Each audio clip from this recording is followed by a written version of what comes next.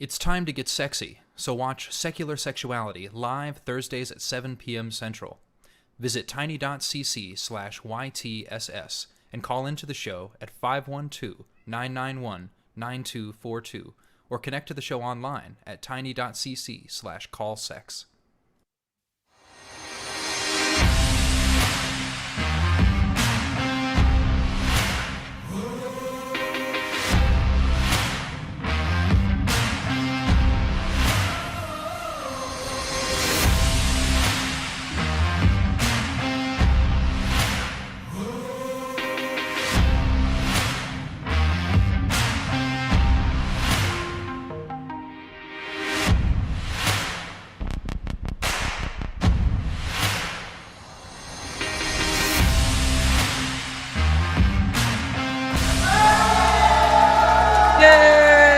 Everyone, welcome to Talk Heathen.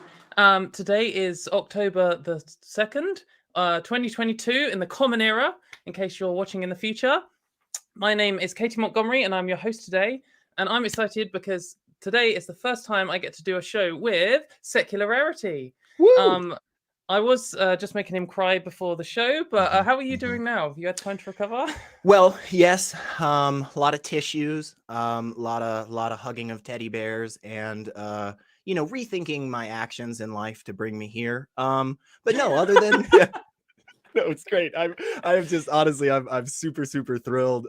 You always have. We spent the whole pre-show just with random facts and stuff, just all kinds of awesome stuff. Again, I have no idea when it'll be helpful for me in life, but I now feel better about it. So I know a lot more informed about lichens. That's very true, and that is good. I feel like that's something I was lacking. So I'm glad. Yeah. So if you want to, call in about lichens, or maybe about the main show theme, which would be about beliefs and religion, we would love to hear a call from you.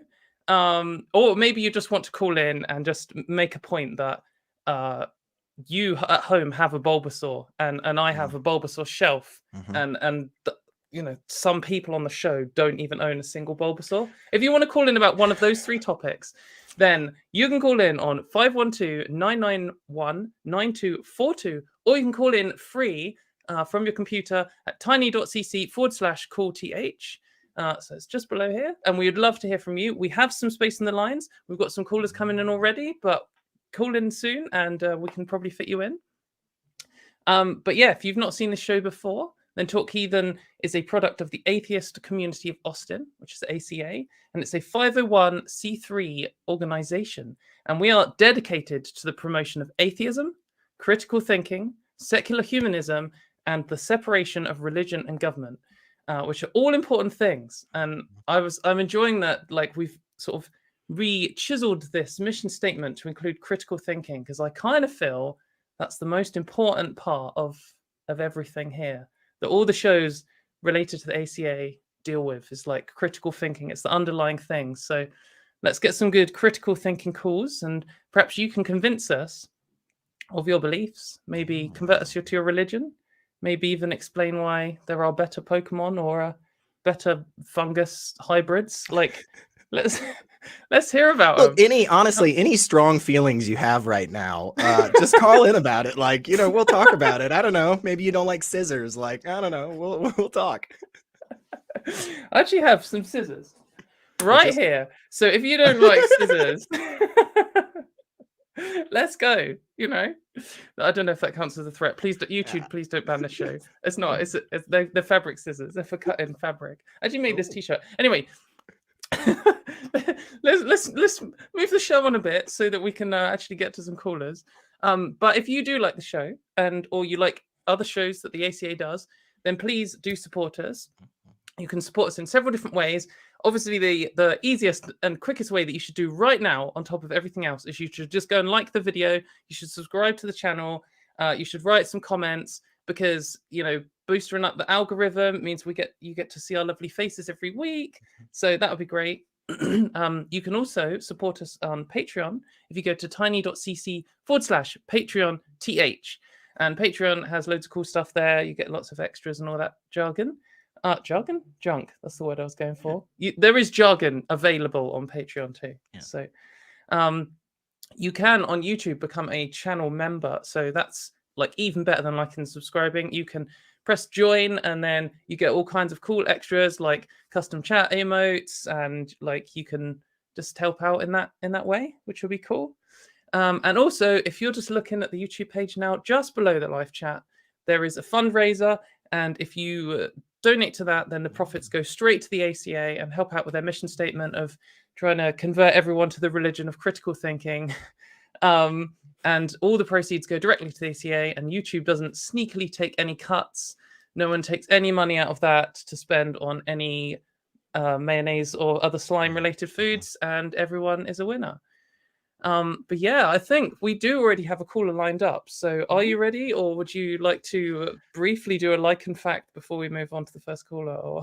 I mean, I enjoyed the crap out of them. I think maybe we grab the call, we throw in a fact. I have cried all I can cry this morning, so I don't think you can hurt my feelings anymore. So I'm ready. I'm ready. Challenge open. But okay, let's do a call. Let's see. So we're going to talk to D in Washington, pronouns they, them. So maybe you can make secular Rarity cry. You want to talk about ecology and religion. So how can we help you today? Hey there. First off, secular Rarity and Katie, you are my heroes. You guys are so badass. I think you're so cool. Thank you. Secular Rarity, as Sophie says, it's okay to cry. Thank you. I appreciate that. It's really, I mean, it's cool to cry. If you do make me cry live on air, D, that would be a prize that nobody else really has right now. So if you want to become the first, well, I will make a little plaque or something. I don't know. I would love to contribute to it being a safe space for this to be a whole show where we can talk about all this stuff and everyone can cry all the time, and that the show is better off for it. You know. Let's have an emotional call. Let's have one. That's right. Well, what did you call us about today, D?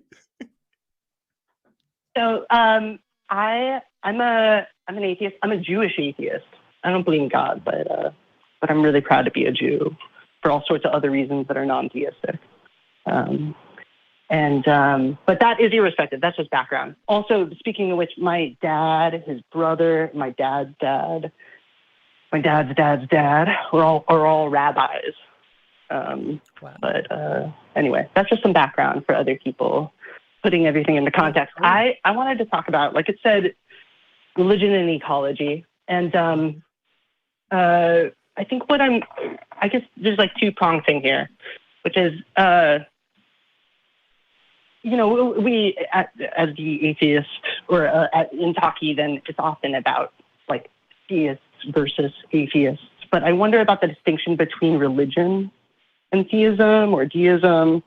And I wonder about when it comes to specifically when considering ecological catastrophe, like the one that we are currently contending with, might religion as a model for how we organize both how to think about the ecological circumstances that we find ourselves in and what to do about it might not be the closest thing that is proportionate to the scale and dynamics of said disaster or catastrophe.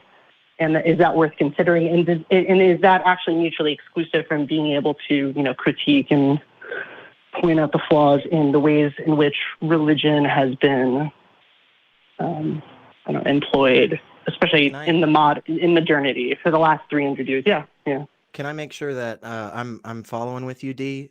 Yeah. Just to make sure that we're all on the same page. Are you basically asking kind of something along the lines of like, would it be beneficial to have kind of more a religion style structure when it comes to dealing with like the earth heating up and us all like burning up and stuff? Yeah. Okay.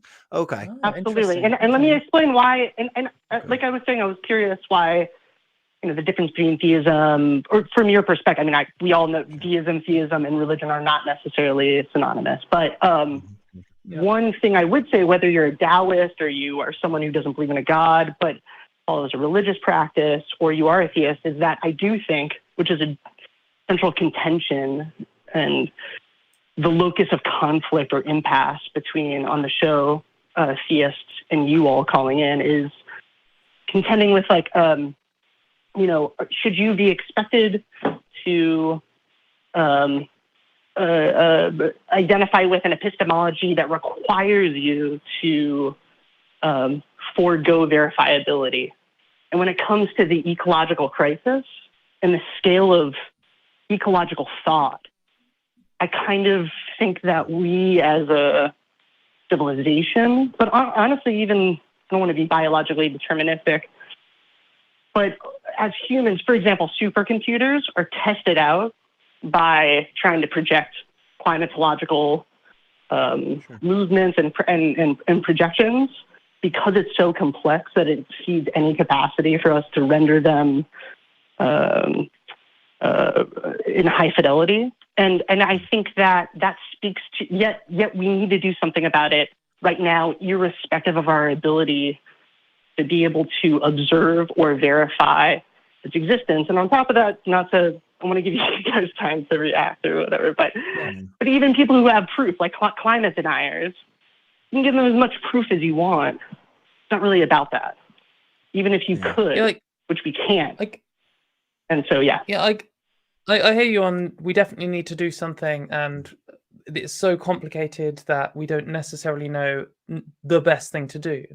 But I think we have some vague ideas of some good things that we could be doing, like perhaps not doing loads more fossil fuel stuff, and perhaps moving more towards more plant-based food and that kind of thing. We know at least could help, even if it's not going to solve it, and if it's not necessarily the most single efficient solution. I think in terms of like mixing in with religion, I mean, certainly you could have some kind of religion or cultural practice, which, for example, everyone was vegetarian, and there are some countries where large states or areas are vegetarian, and it's often linked with religion. And perhaps if the whole world had that, then we wouldn't be growing such a lot of livestock, and then maybe that would help with climate change. And maybe that would be some kind of farting out so much methane. Yeah, that exactly, and that you could say that maybe that would be a positive, but I don't know if religion is necessary. Well, it's not the only way to achieve that, but also I don't know if it's necessarily the best way to achieve that, because I mean, I guess it depends where you draw the line on religion, because maybe a country, say like, so I'm in the UK, and imagine if the UK put a load of effort and money into changing some cultural practice, and they're like, oh, we're all gonna like stop eating chicken now, or oh, we're all gonna stop driving petrol cars now. You could say that like maybe that would be a thing that happens in the UK. You know, we have differences between various different countries, and maybe if we all stop driving petrol cars, you could say, oh, that's a really British thing. You know, they don't drive petrol cars there anymore. Would it? At what point would it become a religion, or is it just a thing that you do because it's normal? Or, but I think in terms of like changing cultural practices, establishing some from establishing some kind of cultural changes from people who have authority and people who have cultural capital.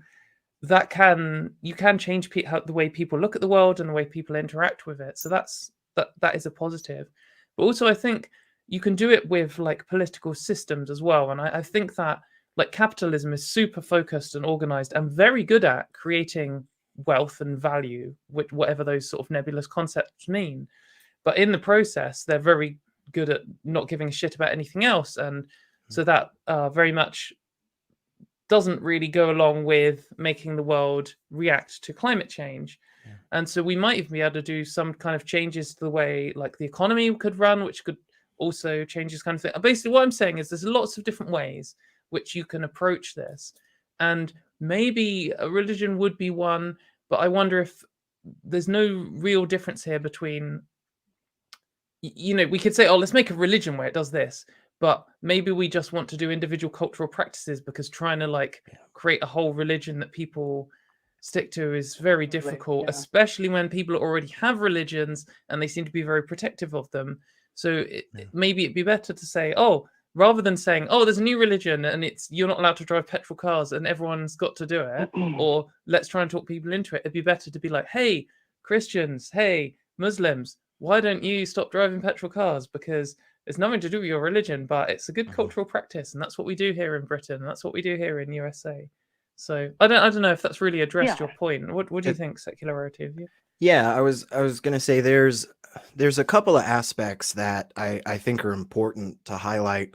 It's not to say that, definitions are descriptive, not prescriptive, right? And it seems to be the case that when we talk about a religion, the two main things that we're talking about are a set of rituals and practices, as well as a belief in something supernatural. So that definitely is an issue for me. I don't have a problem with rituals and practices. I'm so sorry, Rarity. Go ahead. No, this is exactly the conversation I want to have about how you might. I don't know if you agree with that exactly, but and I'm not asking this facetiously, but is a belief in the supernatural essential to a religious belief, or is that also it seems to be that it seems to be a part of every D. Hang on, D. Listen, common, yeah. D. I can answer the question quicker. Just listen, I promise. So it seems to be a part of every single definition in every major dictionary out there. I'm not saying that that's the case. I'm not saying that that is right. But when we just casually go look up the definition of a religion, yeah, it tends to come up with something along the lines of a set of rituals and practices that are, systematized or formalized in some way and passed down repeatedly, and people do them over and over, and some type of belief in supernatural of something. It doesn't have to be a god. It doesn't have to be magic, right? But something along those lines. And I think that is one of the biggest reasons why I would personally never want to go about like turning a good cause or anything into a religion. I think a systematized set of maybe practices or rituals of some kind where, like, I don't know, maybe we all get together one day out of the year and we talk about how great the earth is, and we specifically choose on that day to be as eco-friendly as possible or something. I don't know, that I think all of that we already kind of have that, right? Yeah, we do kind of, right? Practices. Oh, sorry. I was just gonna say the other thing real quick is it seems to be the case that when it comes to religions, there actually is no set way to know whether or not you got it correct. And that's where I find a lot of problems. Whereas when it comes to things like biology, right, or mathematics, like we do actually have some things that we can do. Like they're not perfect, but they're a hell of a lot better than somebody reading a book and saying, well, I think this says to be nice to trees, I think that's the kind of point I was just going to highlight is if we, I was talking about how we could come up with a cultural practice and looking at it from a top down, or if you're running the country, what's a good way of controlling people? But like what secularity was just talking about is if we then did establish some kind of culture thing or some practices or what the dictionary usually says a religion is, that's very inflexible. What happens if the things you say to do, people are just blindly following them? And then what happens if they stop being good? Like maybe the world enters a new phase after this climate change thing. And, what all these things we've said, or being vegetarian, or maybe, for whatever reason, unforeseeable reason, it's not good.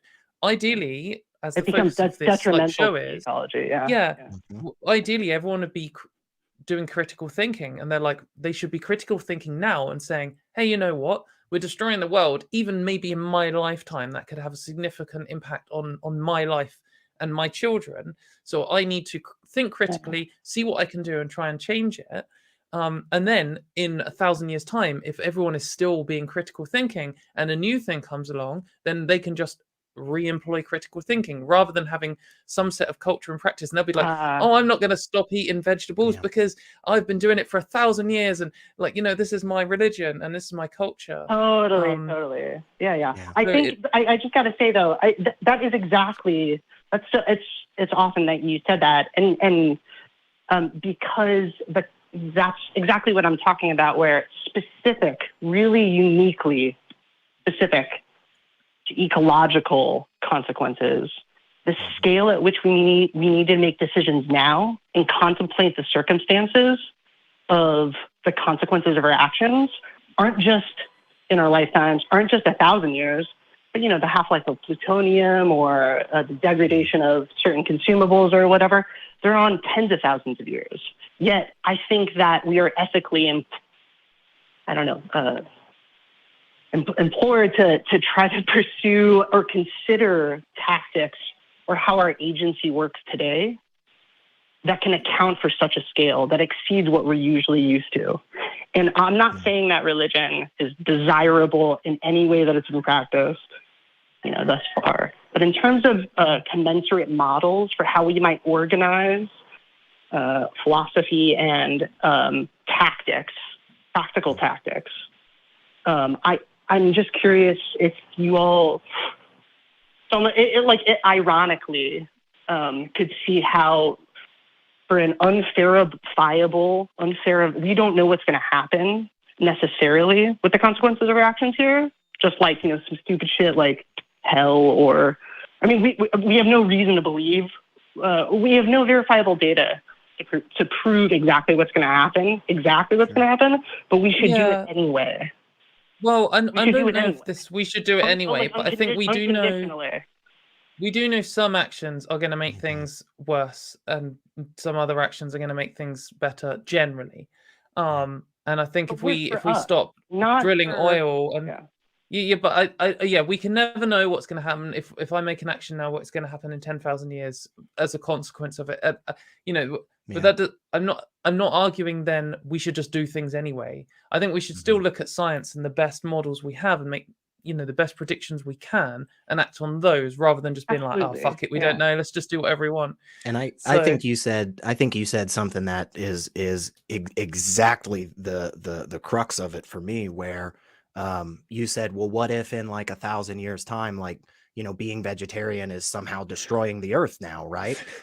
Most of us are probably thinking, okay, that's probably a little bit silly, but it's the fact that oftentimes a religion is not one that is open to change when new things are presented, when new information is presented. And that's why I think that's what I think is such a beautiful thing about science. I don't care that science was wrong 3 days ago, because guess what? Science got it right today because we applied the methods correctly and we actually have I care about I care about the negative consequences of certain science, things that happened 200 years ago in criminology and what it did for the.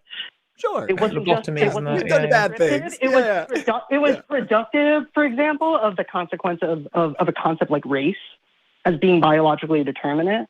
And I'm saying that the scale at which the consequences of certain verifiable practices like the scientific method or critical theory in general or whatever is really specific to this subject. I agree with everything you all are saying. I guess I'm trying to say is we are confronted with a unique situation in this that exceeds all of the good practices that you all are. Flexibility to me as a queer person, as in my own political engagements, is like basically the par excellent characteristic of a good ethic, being flexible. I agree with you. Yeah, being prepared to learn and move forwards and just do the best thing that available to do. I think it's been really good talk to you, but I think unfortunately we're gonna have to move on because we've got quite a few other callers lined up. It's been a really good discussion, and I think just having these discussions about climate change is quite important because something's got to change or we are in a lot of trouble, as maybe everyone in Florida has learned recently. I don't know, spicy times. But thanks a lot, Dee, for calling, and hopefully we will talk to you again in the future. But so you said I could say a like and fact, so I'm gonna. I'm not in charge today. Any yelling or anything that's going to be done by the crew later at us, it's all getting directed at you. So. Well, it's interesting because talking to climate change, obviously that can change the water level, and it can change all kinds of things, melt polar ice caps and stuff, and life often gets really screwed over by things changing. But lichens are really good at living in all these kinds of ridiculous places. They live under the ice caps in in sort of permafrost zones. They live at the edge of newly evolved volcanic rock with the sea, all kinds of stuff. and they've survived loads of other mass extinction events, so they'll probably still be around. But if there's less land, I guess they'll have less places to grow. But today, interestingly, they cover an estimated 7% of the total surface area of the Earth, which is insane. I have no idea how that is a sensible estimate at all, but I've seen it said more than one place. So yeah, I'd like to learn more. Anyway, right. I'd Wait, love to get hang on. you Has recorded. lichen, has lichen ever gone to space? Because if not, I'm saying Yes. no. We've sent lichen into space. Yeah, they Oh, tested come it to on. see Ah, because damn it. they wanted to see if it could survive like re-entry and stuff, because it's like to test whether panspermia is Oh, you know, actually, viable option and that stuff. makes sense. Yeah. Okay. Because there are some fungus which can survive even better than tardigrades. Like tardigrades are like, you know, the thing that can invincible practically. yeah, but there's some that can survive even more extreme temperatures, even more extreme radiation than that. And interestingly, right, I won't go off, but lichen isn't actually a type of fungus. It's actually a combination between fungus and algae, or fungus and bacteria. Anyway, right, I'm not going to go off on that. We'll talk about that later. But if you would if you would like to support the lichen facts and discussion about the environment, or about the interesting religious cause that we're about to take, then a really easy way you can do that, if you know, maybe you don't have the money to spare this month for Patreon, what you could do is you could just go to Amazon. If you go buy things on Amazon, and they have this thing called Amazon Smile, and you can pick a charity, and it allows it so every time you buy, Amazon just gives some of their money to this charity, which is great. So they would give their money to the ACA.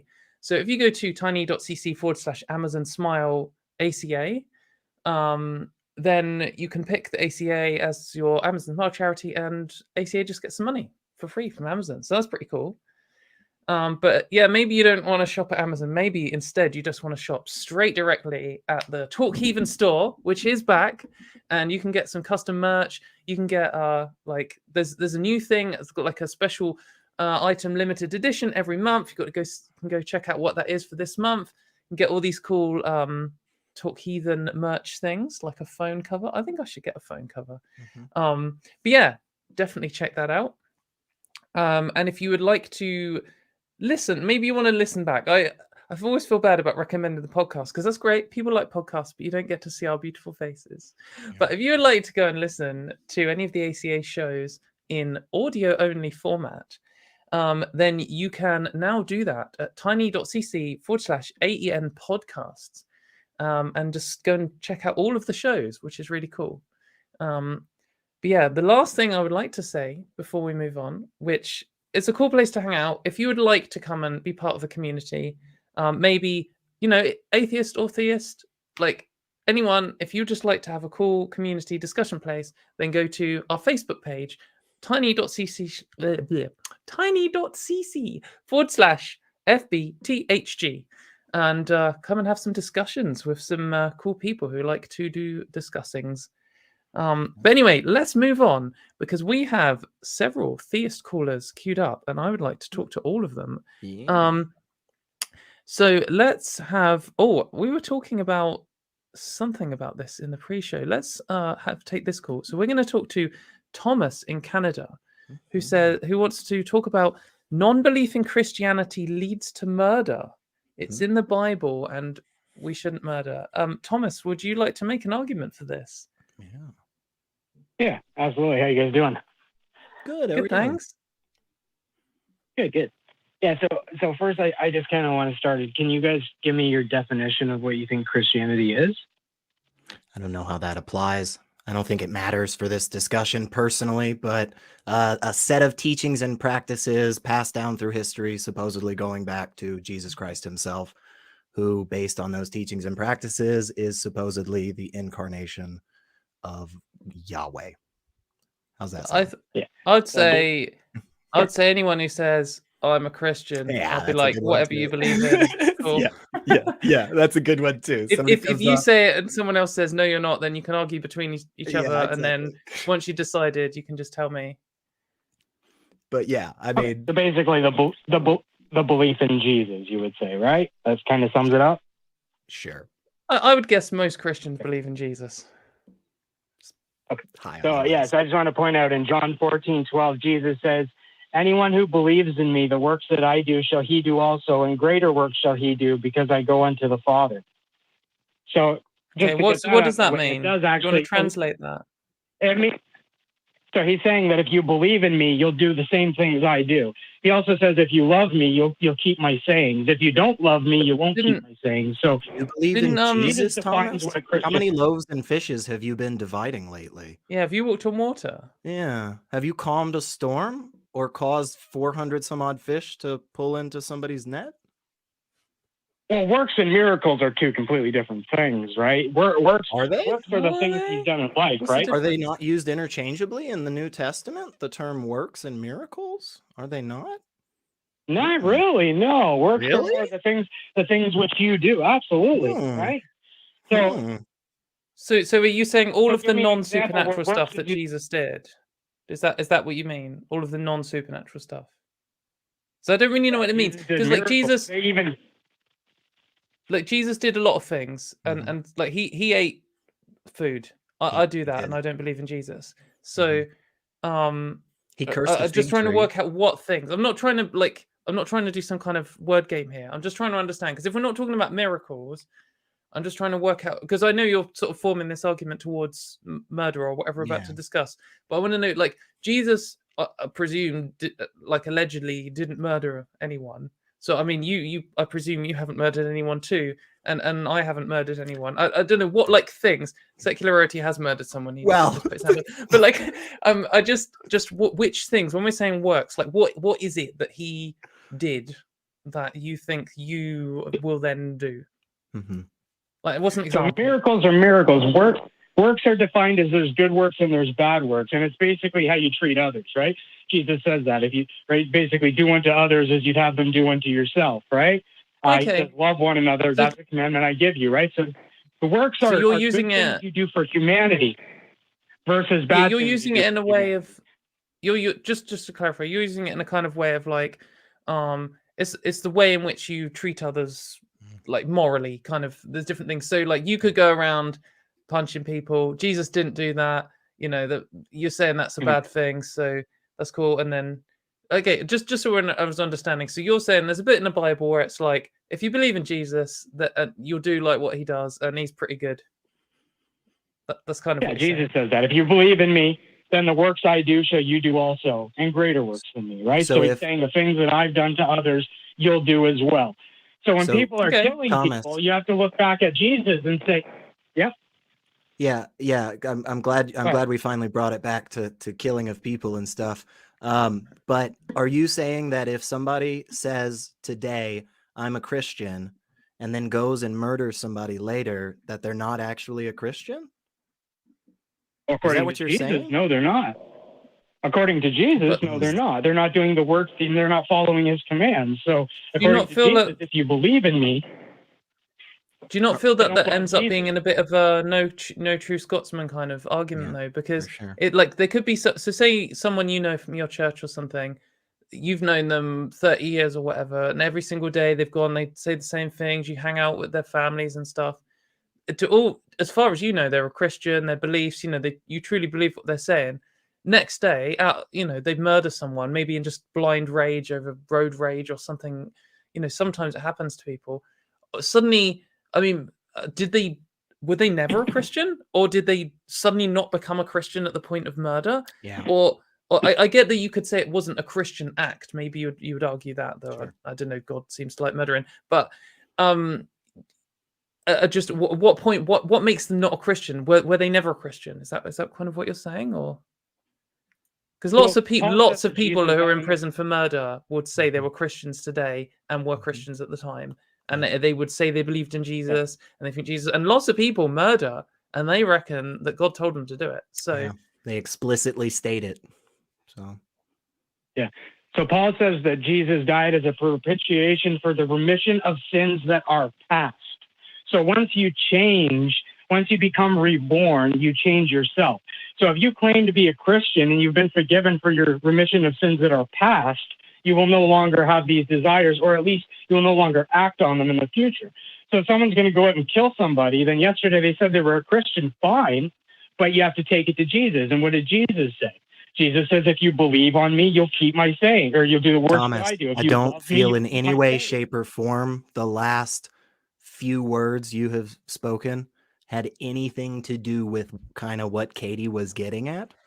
But yeah, I think if you're taking the stance that if somebody does a bad thing, then by definition they can't be Christian, I would just agree with where Katie was at. Like this is you just arbitrarily deciding where the circle is But for you're what is Christianity. No. And you're This is not Jesus actually saying, right? using anything that's consistent, and that's a Yeah. problem. Jesus, I but you mean, guys there's still- don't like it because it goes against your whole case for Christianity, right? But the Yeah, No, I that don't- I you got don't- me, Thomas. Yeah. It doesn't Oh, affect me. no. Well, the Even truth, right?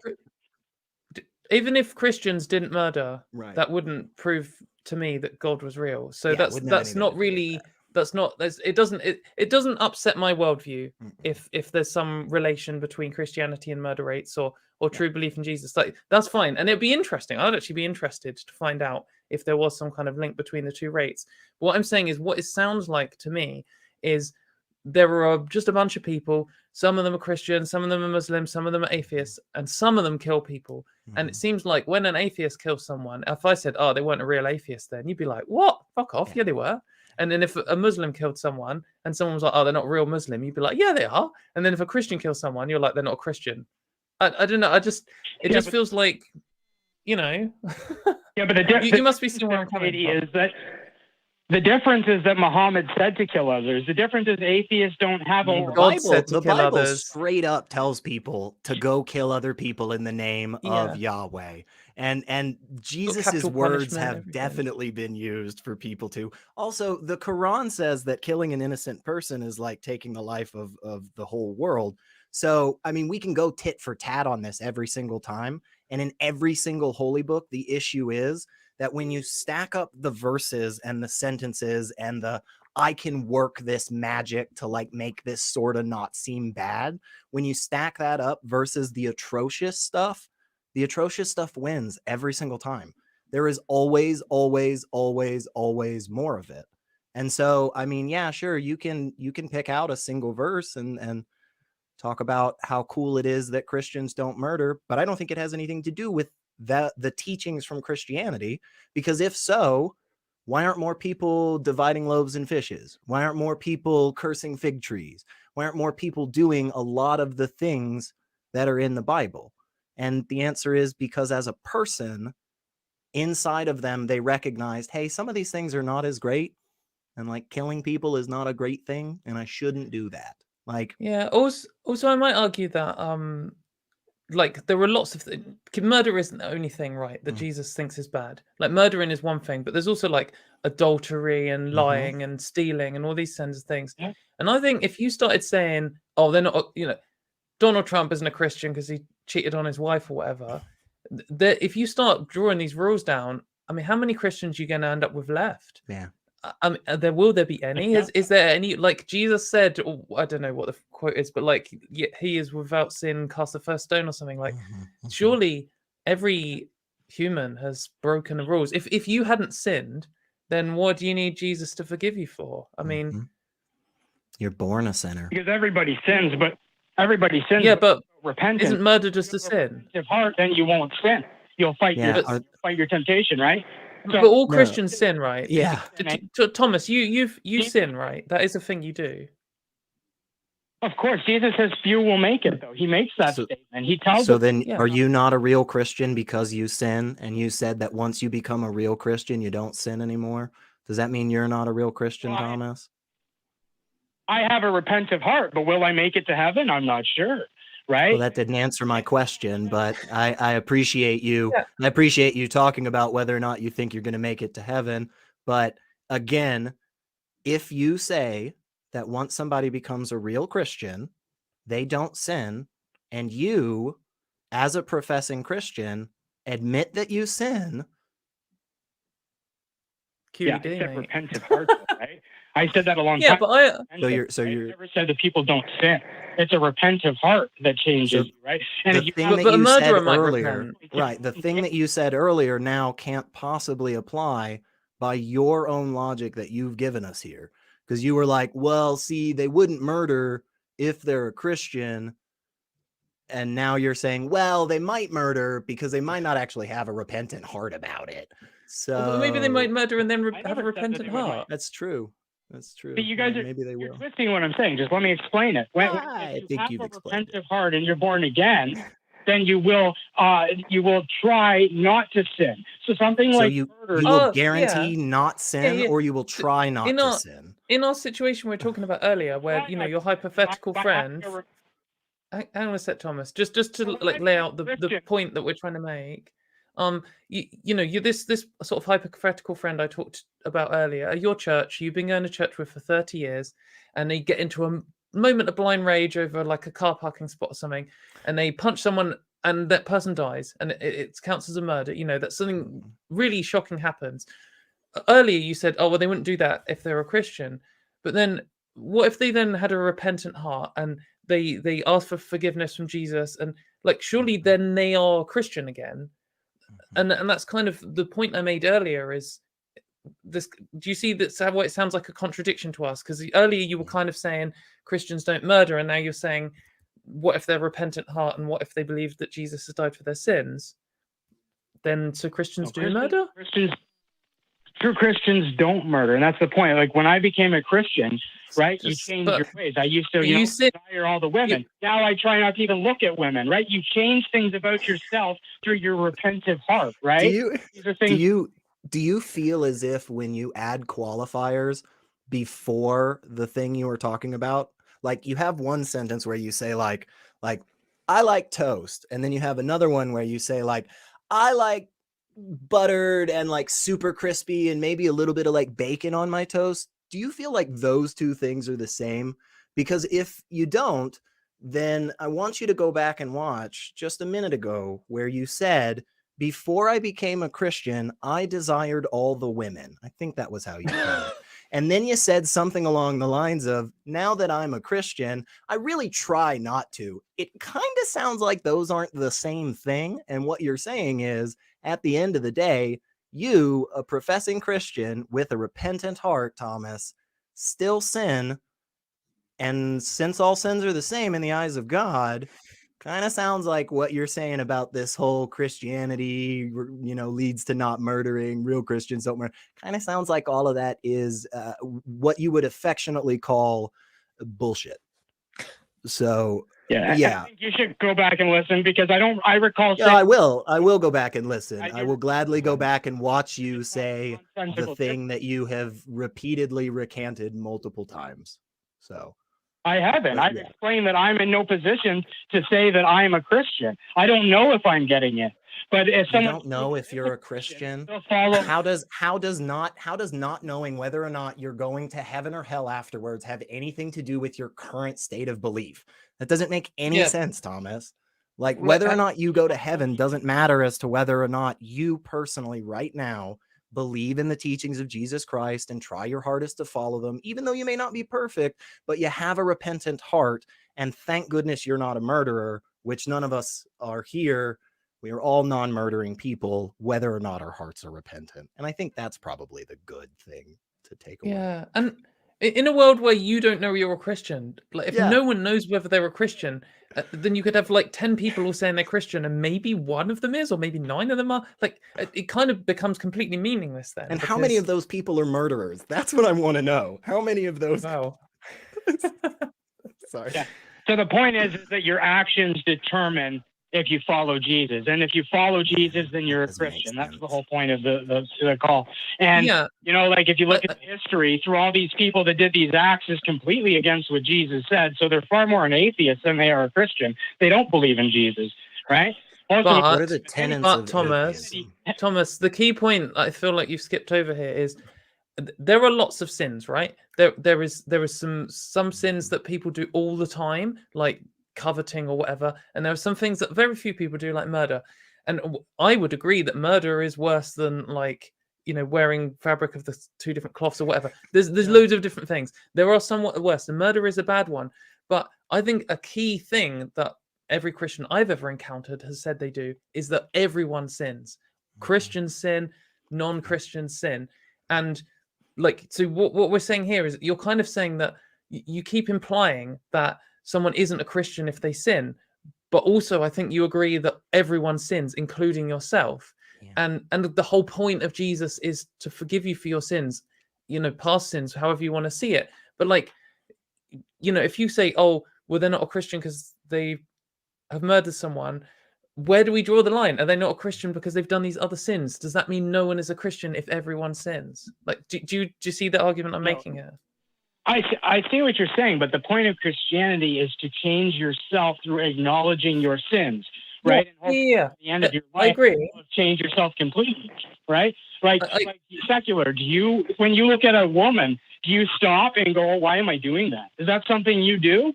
So morally, this is how we grow. That's a dumb question, and it depends. Also, I don't feel like you're addressing anything that Katy said. Yeah. And I think the reason you're not addressing it is because you recognize that if you actually make progress on this particular point, that it throws up a really weird wrench in the whole religion thing, because it's kind of confusing as to like how Jesus is like saving us from the sins that we're like born with.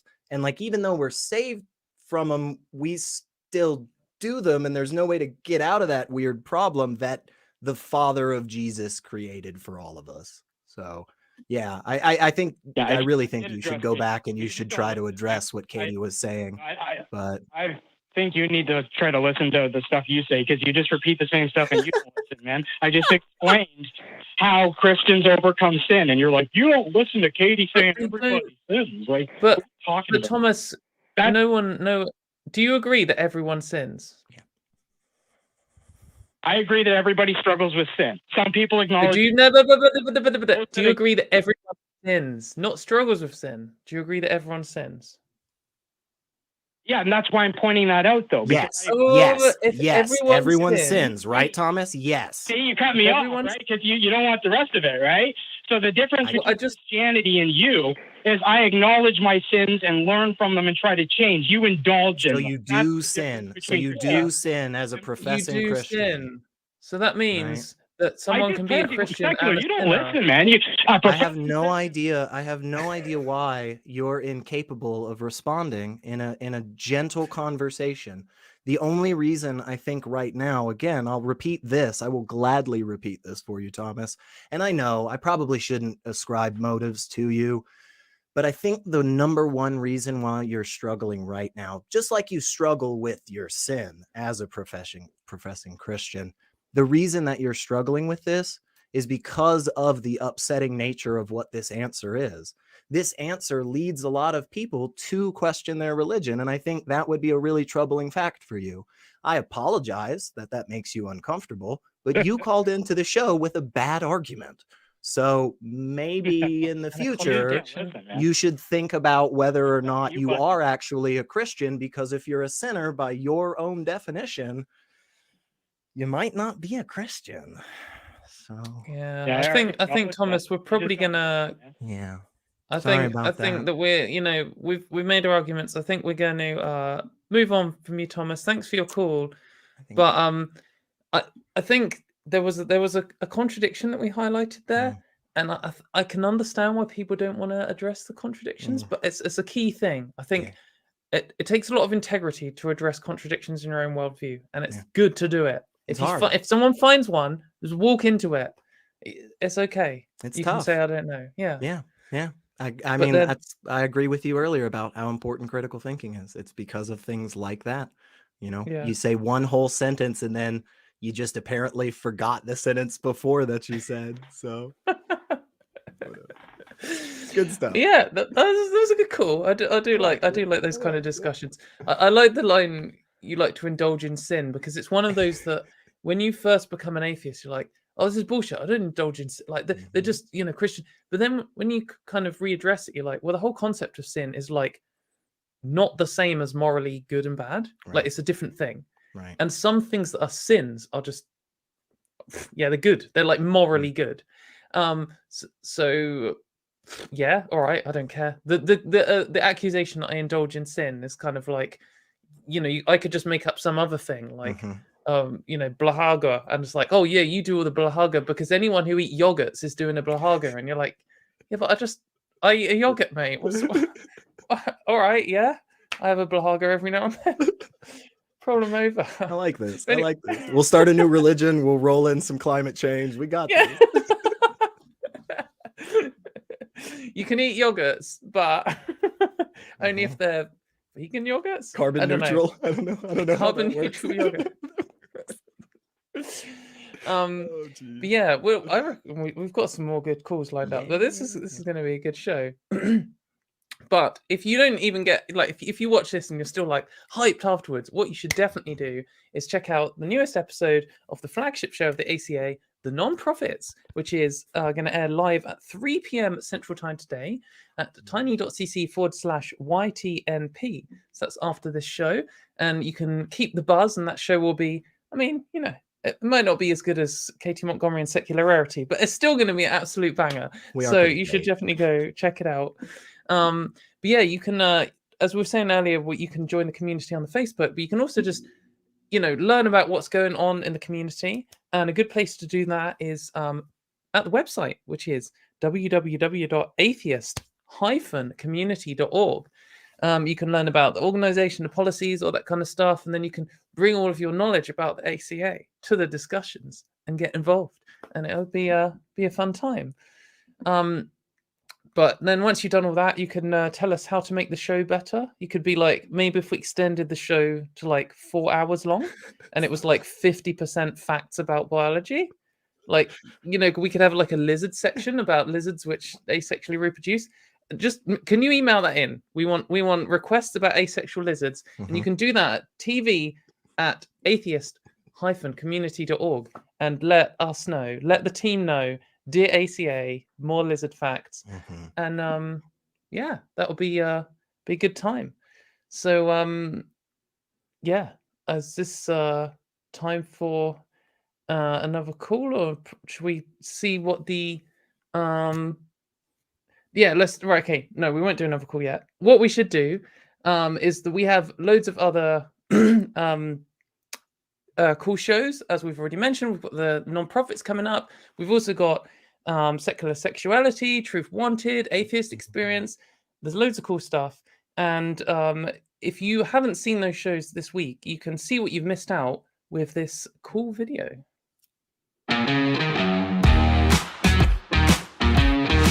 Wait, you're a what? What do you like to do?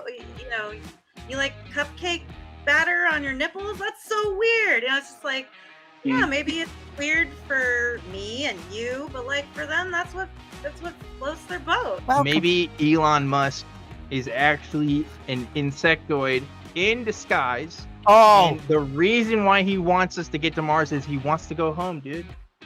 Healthcare should be something that's between the patient and the doctor. Until Jesus is coming into your examination room and healing you of whatever you have, he really has no place making decisions about anybody's health. That's also an example, though, of somebody who's obviously coming into this show hot, right? They're heated. And so, like, there's no chance in hell that they're interested in what we really have. Shirt off, oiled up. Yeah. They're coming into the show hot. Talked to too many...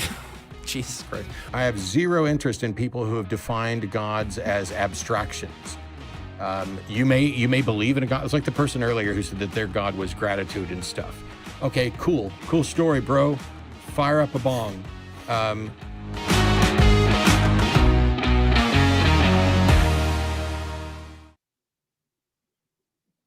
So we've got a cool announcement, which is if you're in the Austin area between October the 27th and October the 30th, then you could come down and be part of the studio audience for the ACA 3-Fort to the ACA 3-Fort library for live broadcast. You could watch Secular Sexuality, the Truth Wanted Halloween special, which is always amazing, Talk Heathen, and the Atheist Experience. If you can get there for 6 p.m. on Thursday and Friday, or noon on Sunday, and you could come and join in and watch, which would be really cool. There's a parking lot, and the parking rules is wherever you can find a legal spot. If you can't make it there this month, then there's going to be lots more of them coming up. So it's the last week of every month. So yeah, you can check that out, and that'd be really cool. I hope to go to something like that one time. I'll travel over from England. I've never been to the USA, but I will do it in the future. We have but yeah, check out. here. We have Yeah, some cool things. Yeah. There is a few things in USA, you know, some things. But yeah, just check out on the website and pay attention. But yeah, definitely the Truth Wanted Halloween special is pretty cool. It was pretty cool last year, so Yeah. definitely check it out. But let's move straight on to a new call. Let's get in. Let's talk about. So we're going to talk to Patrick, him from Florida, who wants to talk about Richard Dawkins, who apparently said pantheism is sexed up atheism. What would you like to present this this comment to us, Patrick? Yes. Richard Dawkins said in his book, The God Delusion, pantheists don't believe in a supernatural God at all, but use the word God as a non-supernatural synonym for nature, or for the universe, or for the lawfulness that governs its workings. And, you know, I'm trying to determine what exactly he means by pantheism is sexed up atheism. He's essentially saying that a pantheist, you know, has a reverence for science, and they're talking about scientific pantheists. Like they in this one article I've read that I have pulled up, it said that you know, essentially, like they said, they classified Stephen Hawking as a pantheist, which I don't know that he ever identified. They classified Stephen Hawking and Einstein as scientific pantheists, and I hadn't heard the term. Have you all heard the term scientific pantheist? I was just trying to. I'm getting this off pantheism.net/atheism. And right. I'm not sure if I agree with everything in this article. I would, in terms of who was a pantheist or a scientific pantheist, I would always be wary of any, especially in this kind of domain, of any group claiming that famous historical people were part of their belief system, because, well, firstly, if unless they've said that, then I don't know if there's necessarily evidence for it. But also, sometimes you get this thing where, like, in terms of pantheist, sometimes a pantheist, or in discussions I've had with pantheists, they will just say, I think that God is the universe and everything, and that's what God is to me. And then really my argument is, well, I agree the universe exists. So I guess I agree with what you think God is, that it exists, but I don't really think that it makes any sense to call it God. Yeah. It's just kind of, to me, it always feels like a word game, because all you're saying is like, I've called this thing God, so therefore make any sense. Can you explain like why you say it doesn't make any sense? Like, what are your having made the claim, the burdens on you? Yeah, well, Katy. Okay, well, if someone, so this I guess is the two situations. When someone says they believe in a God, they give me some description of that God, and either that God is literally everything, or it isn't literally everything. That's like a binary I'm presenting to you. And if they say my God isn't everything, it's this thing, I can define it, then I can either say to them, well, that God cannot exist because it's a logical contradiction, or maybe that God exists, but I have no evidence for it. But if they say God is everything, then I can say, well, I mean, as far as I'm aware, everything, not everything that could ever exist exists, but when you say everything, you mean like the universe, me, you know, all this maths, that does exist. So I can agree with you that that exists, but I'm not then agreeing that your God exists. I'm just saying, yeah, you know, the universe exists, and to me, it just you don't.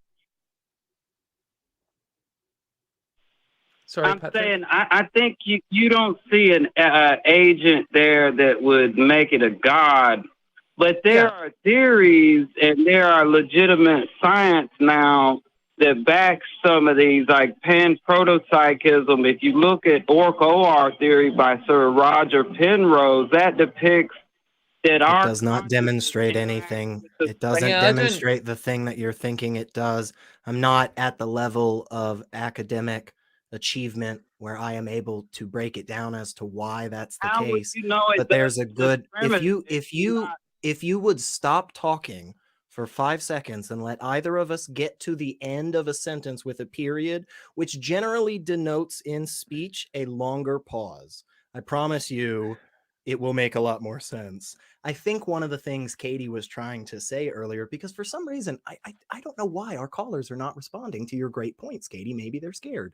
But I think what Katie was saying a second ago to answer your question about why pantheism doesn't really make sense and why she particularly is not, taken that label and so forth, is because at the end of the day, the description given for what God is in a pantheist model oftentimes is essentially indistinguishable from the existence of reality. And if what you're saying is at the end of the day that my God is just all of the atoms that exist in the universe, well, yeah, we agree that those are there, but we don't think that you adding that extra little glitz and glamour of saying it's a God, we don't think that is demonstrable in any way. And I would also say that doesn't add anything. Yeah, and it doesn't add anything. And I would say that's probably where Richard Dawkins is going with the sexed up atheism. But to be honest, I don't even really care where he's going with it. So, but yeah, I think that makes a lot more sense now that we've gotten a full thought out. Does that make sense to you, Patrick? Why Katie and I kind of feel like it's not a super descriptive thing? Well, see, this is where I have the problem with that. I'm more agnostic, like I've mentioned to you guys before. I really, I just think that pantheism is one of the more plausible options, along with Buddhism and Taoism. There's no God in either one of those. So religion, I think a lot of times, see, the part of the problem I have with atheists is a lot of atheists just take all religions and lump them in as one and say these are all equally ridiculous religion, and it's all against religion. Yeah. But yet, like I said, you have Buddhism and Taoism. There's no God there at all. So what's the Patrick, hang on a sec. The thing is, I can agree with you that some religions are more ridiculous than others. Like if your religion is based around A equals not A, if there's a central, undeniable logical contradiction, your religion is more ridiculous than one that doesn't explicitly have that as the central premise.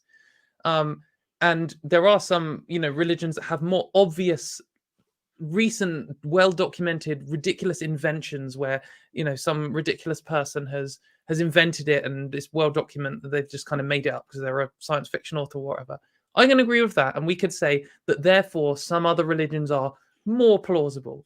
But the problem is if I give you a million explanations and some of them are more plausible than other, that just because some of them are completely ridiculous, that doesn't mean that they are at all plausible. And it doesn't, even more importantly, it doesn't mean we have any evidence for them. Like I could invent a story. I could say, the universe was created by a wizard called Dave and it cast a magic spell. I could tell you this story and I could create a story that didn't have any logical contradictions in, and it didn't have anything disgusting like saying slavery was morally permissible.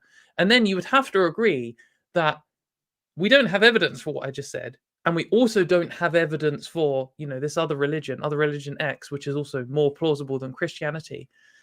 But my one's more plausible because my one doesn't have any logical contradictions, doesn't have any moral, immoral garbage in it. So does that mean that my made-up story about Dave the Wizard is worth believing in? Just because it's more plausible, because it doesn't have a logical contradiction? I just feel like that's a really bad reason to give anything a chance. What I would do as an atheist, I would say, well, this religion explained to me over here has a logical contradiction, so it's just wrong. I'm uninterested in this. The central claim in this is bullshit. This other religion doesn't. Maybe they're right, but until they give me some evidence, anyone could. They're all just worthless to me, really. Yeah. Well, the evidence, I guess, for the pantheists would be that the universe could very well be infinite or without beginning or end. It could be conscious as per panpsychism, or it could be, these are all plausible options through philosophy and science. How are they plausible options, Patrick? How have you Do demonstrated? you just mean not impossible? Yeah. Do you just mean not logically contradictory, like Katy was talking about? The cyclical cosmological model of Sir Roger Penrose depicts an infinite I don't want to have to take this step back, but we have to, because you're completely going off on a direction that doesn't make any sense, Patrick. And we appreciate you calling. I always think we have interesting conversations, but you have to respond to the things that we're saying, because there's a really important reason why Katy just laid all that out, I think. And one of the reasons is to get to this point where you said, well, it could be the case that the universe is conscious. How have you demonstrated that to yourself? What is the thing that you're using? And if all you're going to point me back towards is Roger Penrose, as interesting as that is, and again, nowhere close to that man's level of expertise, nowhere close to it. But for some reason, the collective body of people that are in that vein of smartness, they don't agree in the same manner that it proves the thing that Penrose is trying to prove. So again, the question is, Patrick, what have you done to demonstrate the plausibility of the universe being conscious? I mean, I've read several articles on this. Psychology Today has a good article about it. That is a great place to start looking into this claim, rather than saying this is going to demonstrate that the universe is conscious. That is a place to start. And the next step would be going to find something that is also seemingly authored by somebody, again, who is in that field of study, who has done this for a while and has some type of way to demonstrate information to you. But all of the stuff that they say in their article is totally against the one article that you read. So I don't think we have shown that this is plausible. I think all we've done is show that there is no logical contradiction like A equals not A, which is the distinction that Katy was making earlier. It was really well laid out. I really would suggest going back and listening to it. But does that maybe make a little bit of sense, or am I just rambling in your eyes?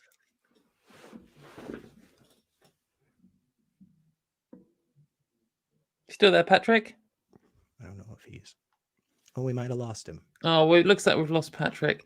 No, well, thanks for calling, Patrick. I guess the point that I would make is with all of these claims where people kind of blur them together, pantheism and maybe Buddhism and maybe the universe is conscious. There's a difference between a claim like the universe is conscious and a belief in a whole religion like Buddhism is true. Yeah. If you demonstrated to me the universe was conscious, that would be cool. It'd be an interesting. Or you demonstrated it definitely wasn't 100%. That either one of those are still interesting pieces of information. But the only thing I have then learned is that the universe is conscious, or that it's not. That hasn't then proved that Buddhism is true. Right. It hasn't shown me that this religion is more plausible than this one. We just have one new fact, and that might mean that some things that we believed can be ruled out, and some other things we didn't believe can be ruled back in, or whatever. But we only, when we prove something to the best degree that we can, we demonstrate something and make predictions based on it. That's the only thing new that we've learned. Mm-hmm. So if you're, I still, I think it would be good if you're still watching, Patrick, to go and have a think about the A equals not A thing that we're saying about. Look, Katy, it is not logically contradictory that the all-powerful entity controlling the universe is a lichen. It is not logically contradictory, folks. So Yeah. if you out there want to start a lichen-based religion, no, please don't do that. Don't do that. Don't do that. Oh my god. To steal a pun from one of the crew before the show, I am not liking that suggestion. Oh my god. Hey, comment Not taking below if you- responsibility for that one. It wasn't me. It wasn't me, everyone. Okay. Right. Let's get another caller in. But before we do, I'd just like to thank our patrons of the week, because these are very kind people who have been donating to the ACA Patreon, the Talk Heathen Patreon, and that means they are cool people, and we'll read out the names. So our top 5 this week are Eric Tweet, Dinglebury Jackson, Balaam's Donkey, AME, Kalevi Helveti, and we have an honorable mention for a good username here, Cyber Squirrel. So that's good. I'm glad I said squirrel right then. It's quite a difficult word to say in my accent, actually. It is. But It sounds better. You just instantly sound cooler by having a British accent. I don't know. well, in Bristol, where I'm from, lots of them say squirrel. Like they just can't say it at all. So they say it like SQUIRL. Squirrel. Hear me? I just saw a squirrel. I did. It's one of those words that it's like I've never really thought about how I say it. And now I feel like if I say squirrel, it's always gonna be like I'm gonna be in my head about it the whole time. Hey, if you have squirrel facts for us, comment below. Yeah, right. So maybe seeing all of these us talk about all these ridiculous animal facts has made you think badly about atheists. So let's discuss that with our next caller. So we're going to talk to Jasmine, she, her in Canada, who might have a negative image of atheism. So what do you want to discuss that, Jasmine? Yeah. Well, I guess it's from indoctrination, you know. It's just in theism, atheism is perceived negatively, and even I've found studies that even atheists perceive other atheists negatively. So I'd like to discuss why you think that is, and what we can do about it. Yeah, that's interesting. Now you said atheists perceive other atheists negatively. My first thought was, I don't think so. I think when I meet people who are atheists, then, I always think, oh, I've got something in common. But then straight after thinking that, I was like, do you know what I didn't manage to get in on the last call? I didn't manage to say Richard Dawkins is a fucking dickhead. I wanted to say that, and he is, and I fucking hate him. He's an anti-trans extremist. But I don't know if that's related to his atheism, perhaps. But I do know that atheists of his, I don't know if generation's the right word, cohort, have kind of a bad reputation, especially on like online leftism spaces. Because I think there was this kind of, I don't know if the term new atheism really applies. I don't really know what that means, to be honest. But I know there is a group of people who are considered sort of mainstream atheist voices like Richard Dawkins and Sam Harris.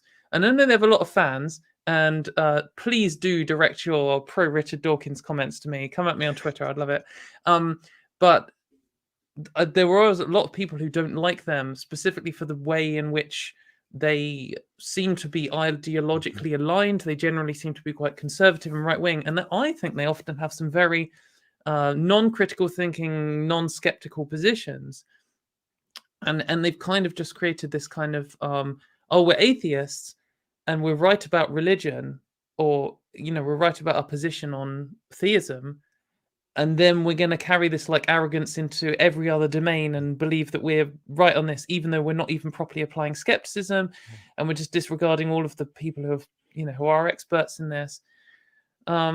Maybe that's why I know some people who I'm friends with, if you say, "Oh, I'm an atheist," they're like, "Oh, here we go."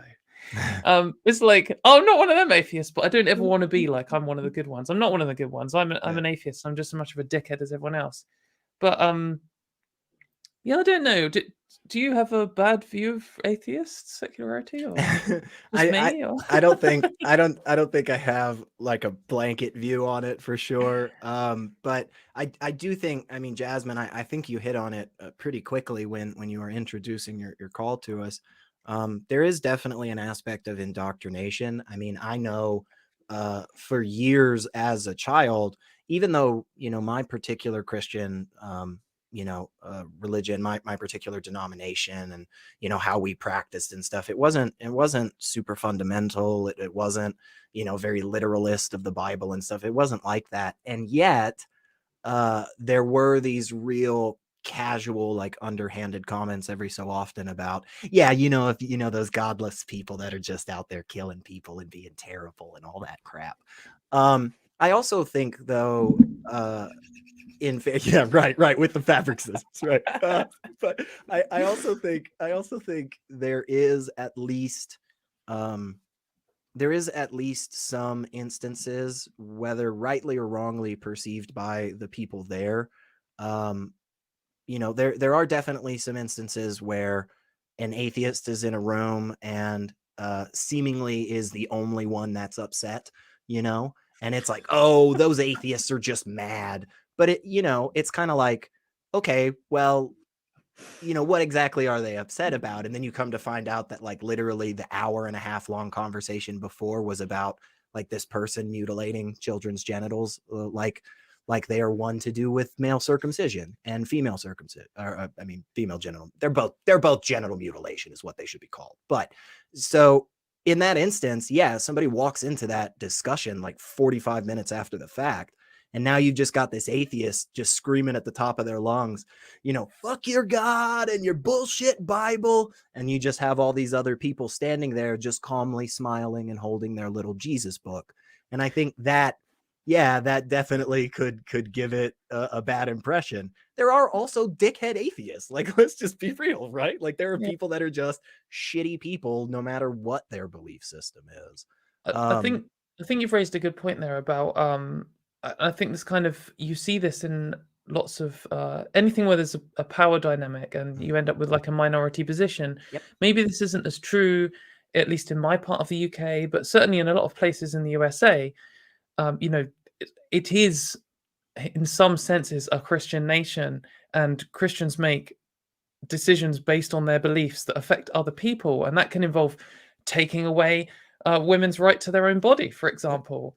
And when you end up with that situation, this isn't just some disagreement. Whether you believe in God or not doesn't really affect me. I don't care. Like that on its own, that belief doesn't affect me.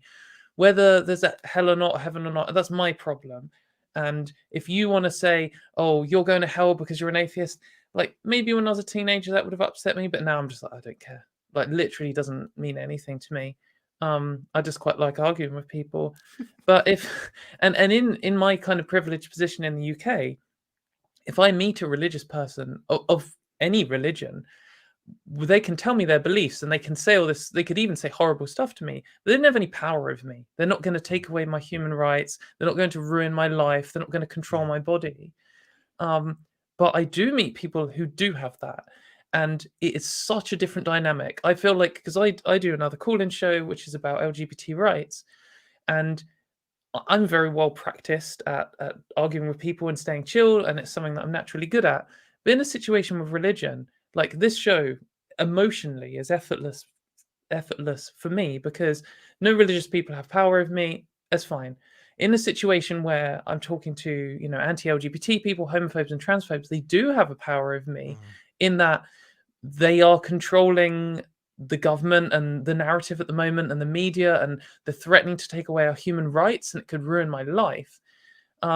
And when you're in that situation and you have a disagreement and there's like a protest, and maybe you have like homophobes and gay people on different sides, or maybe you have religious people and atheists, but religious people in a setting where they have systemic power or something like that, it can be so emotionally charged, and it's so much easier for the group with the power, the larger group, the majority, to stay cool, because they can walk up and they'll be like, abortion is murder, and we're going to imprison everyone who has one or helps anyone get one. That doesn't affect them. Like, especially when it's cis men saying it. Right. I mean, it's just kind of a concept to them. But to those affected, like, oh yeah, gay marriage is a sin, we're going to ban gay marriage. Doesn't affect them whether gay marriage happens or not. But to the gay people, it does really affect them. It's their personal lives, it's their future, it's their ability to do stuff. And that's why they get so emotional. And you do get that with atheists. Like, I know probably lots of other of the hosts who have been on this show, and on other ACA shows, and other atheists on YouTube and sort of the internet and the wider world have experienced a situation where they've lost their family, their community. I know people personally who lost their jobs and had to move town and everything, because just being an atheist puts you in this position where you can't really live there. And to then have people who it doesn't really affect, like, oh, I'm Christian, everyone around me is Christian, I don't care, I'm just going to say this atheist is going to hell, and you deserve to have your family taken away, and you deserve to be chased out the town. Like, it doesn't mean anything to them. It's just little flecks of power. And if you're an atheist, you might straight away jump to it, like, my best friend had to leave home because of this. It's fucking garbage. Like, I'm straight away angry. And it takes a lot of practice to not do that. And I think anything like this, you often see people saying, oh, why are gay people so angry? Why are feminists always so rude? Why are trans people so violent and all this kind of thing? It's like, we're not really. It's just a human reaction to being in a situation where people have power over you, trying to ruin your life for no reason. Yeah. And especially with such a disparity between the minority and majority there. I mean, as fast as the numbers may be growing of people who claim atheist or non-religious or whatever, at the end of the day, worldwide, our numbers are tiny. They're tiny. And that is the case in a lot of different categories where people have used this exact same, just like Katie was saying, oh, why are trans people always so upset on the internet? Well, they're fucking not. But yeah, you're going to see it because, jackasses out of nowhere tell them that they don't have the right to exist. And it's like, yeah, of course, you're going to get a little pissed off about it. Imagine some random asshole just walking up to you on the street and just saying, oh, what are you wearing? Oh, fuck that shirt. You know what? You shouldn't be allowed to be a person. That would piss you off, right? It would piss you off. But even more so, like, if someone comes up to me and is like, all right-handed people should be put in a concentration camp, I'll be like, well, I think you're an idiot, but that's not going to happen. Like, I feel as a right-handed person, I'm probably immune to a situation where I'm incarcerated for that. Exactly. But if someone comes up and says all trans people should be in a concentration camp, and then I look and the fucking politicians are saying it, and they're saying, oh, Passing people who help in kids with trans healthcare are going to be first against a wall or something. Like, suddenly, that's fucking terrifying. It's happened before, in less than 100 years ago. So then it suddenly is scary. So yeah, it's kind of hard to put yourself in that position, unless you've had some kind of situation like that. But yeah. So Jasmine, I got the idea from our call screener that you were a theist, but maybe from what you were saying, you're an atheist. Which of those are you, and how do you feel to our answers? I'm kind of a deconverting theist, so I don't know quite where I sit. Yeah, that's cool. I think part of the problem for me, anyway, is sort of a internal prejudice against the word atheism. In religion, the person who doesn't believe in God's a fool. Apostates in some religions deserve death. I mean, and technically, atheism to theists is kind of like a slur. Sadly, yeah, it's called somebody an atheist to a Christian is an absolute slur. Literally in the dictionary, I believe it's Merriam-Webster, but one of the definitions of godless relates to like an immoral person, like if you use it in that terminology. Yeah. So, yeah, it's pretty messed up. And I honestly, Jasmine, I would say one thing, as you're looking more into your beliefs, whether you end up, joining some other belief system, or you leave it all behind, or you take like one little piece of it and you drop everything else. Honestly, at the end of the day, Jasmine, whatever the fucking label is, doesn't matter. That's what I was going to say. It doesn't matter if it says Miracle Whip or mayonnaise on the label, because it's slime either way. And Katie and I both know. Yes, mate. I just had to throw one in. But, you know, anti-slime propaganda unite. if you look into it more and you get to a place where you say, you know what, atheist works for me, and I am going to take that strict, hardcore, philosophical freaking definition. Hell yeah, girl. And if you decide that you want to go a route of non-cognitivism, or you want to agnostic, or you just want to say you don't give a shit, apatheist is a thing too. So I mean, don't be super worried about, you know, where you land up or whether or not you're using this particular label or anything. Get to a place where you feel like you can adequately describe the beliefs that you have, and then let other people right, or just don't put any more effort into it. Like, you look into it a little bit and you're like, you know what, I don't believe in this whole Yahweh thing, fuck it, and just move on with your life and go do other better things. When I became an atheist, I kind of had a similar thing. I felt like guilty inside, even thinking out loud. It just in my head, I don't think God is real, but I didn't, or at least I wasn't convinced of the Christian God anymore. And I went through this phase where I argued about it all the time, and I argued about definitions, what's exactly an atheist, and argued with Christians. And then I got kind of bored with it. And I think from maybe 18 to like the year before I started doing this show, I didn't think about it. I didn't say I was an atheist unless someone really asked me directly, are you an atheist? And then I would have probably said yes, but I didn't say it. I didn't have conversations. I didn't really care about religion. It just wasn't part of my life. And you might engage with becoming an atheist by watching these shows maybe, or that kind of stuff, and you might kind of get this idea that there's this constant debate. When you're an atheist, you've got to say I'm an atheist. The definition of atheism is technically a non-belief in God, and I don't. But also you could just be like, well, these guys are kind of saying the right things. I don't really think this affects my life anymore. I'm not going to go to church. Don't care. Doesn't matter. Doesn't matter if you're an atheist. You know, some people who aren't religious and don't really believe in God will still say they're a Christian or whatever because of cultural reasons. And I could have an argument with them about whether they're technically an atheist or not, but who cares? Yeah. But I hope that's helped, Jasmine. I think we're going to try and fit in one more caller. So do you have anything more that you wanted to add before you go? Or well, just labels are important for a community, but that's a whole other discussion. I guess thank you both for having me. Yeah. Thanks for calling in. I think that is a good point. You know, labels are important for discussion. I mean, that's why people are able to be part of like the atheist community in Austin, for example. But that doesn't mean we need some kind of like, you must say I am an atheist out loud to be part of our thing. Like, you know, come join in the Facebook chat at I've forgotten the link, tiny.cc/FBTHD or whatever it was. Sorry, team. But like, you should, you know, you can come join that in, whether you're saying you're an atheist or not, or whether you have a strong conviction of, you know, the community's here, and there are people prepared to stand up and say, this is what I think an atheist is, and I am it, and you can come join the community, but it's got fuzzy edges. Yeah, and I think strict definitions are for idiots. recognizing that middle ground between some particular labels, especially when it applies to humans, like atheist, agnostic. Well, I'm secular, but I'm also a critical thinker.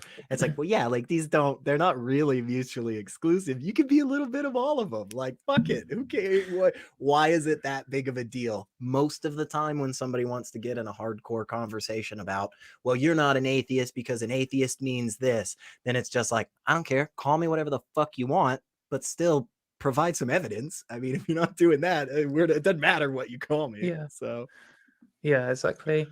But anyway, I think we can get in one more call. Woo. And we have one more theist on the line.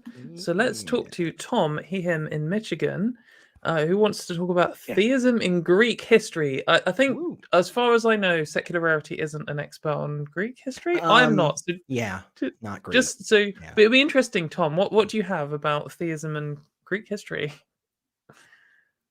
Hi, thank you for taking my call. Very quickly, I've been listening to the other callers, and it's the word game between atheist and agnostic. As a theist, I had to identify myself as a theist, not as a polytheist. Earlier, you had a caller talk about pantheism, which I reject.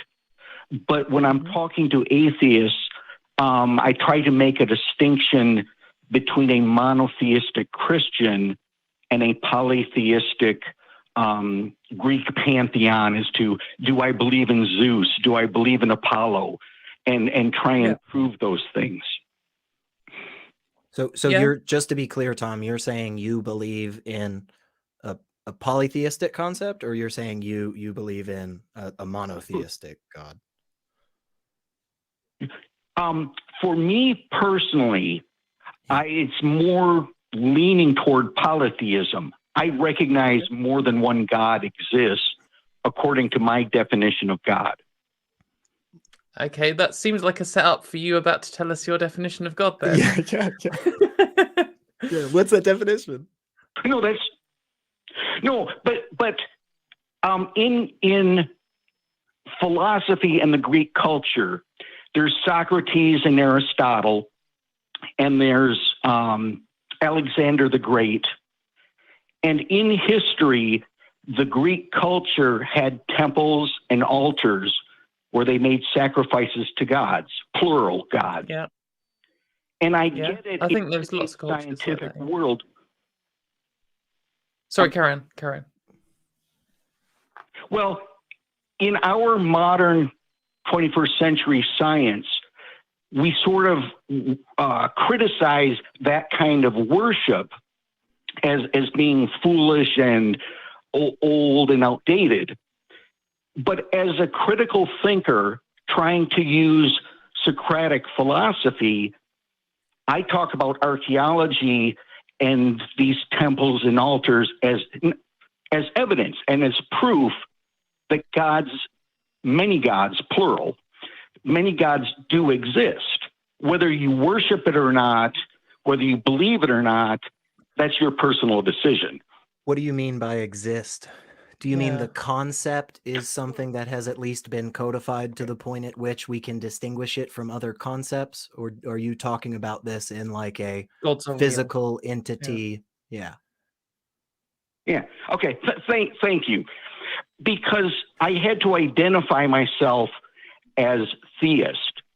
I didn't identify myself as agnostic or polytheistic. So we're heading into this word game.